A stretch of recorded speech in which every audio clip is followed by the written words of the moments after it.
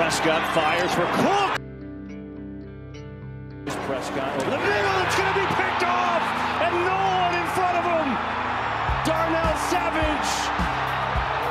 Touchdown. Are the Dallas Cowboys really sure they don't want to fire Mike McCarthy right now? I'm not generally in favor of firing head coaches after they take a team to the playoffs. I think that it makes it that much harder to get a coach to come to your team that offseason, because do I really want to coach for a guy that just fired a playoff head coach? But there's a few things you got to factor in if you're the Dallas Cowboys. You are in very real danger of losing Dan Quinn to the Seahawks. And if not the Seahawks, somebody else. A lot of people have speculated that Dan Quinn would be a great head coach for the Cowboys, and I actually agree with them. As a Seahawks fan, I'm hoping he comes to Seattle. If Jerry Jones gets Mike McCarthy out of the way and goes, hey, Dan, you're my guy, I want you to be the head coach here, I think it'd be really hard for Dan Quinn to say no to coaching the team that he's been around those players for the last few years. He's been in that organization for the last few years. It's much more natural to stay where I'm at and become the head coach than come back to Seattle to become the head coach. So Jerry Jones, are you sure you don't want Dan Quinn as your head coach? Because this is probably your last opportunity to do it. And if not him, are you sure you don't want to interview Bill Belichick? Are you sure you don't want to interview Pete Carroll? Are you sure that you don't want to interview Jim Harbaugh? Are you sure you don't want to interview Ben Johnson? Are you sure you don't want to interview Mike Rabel?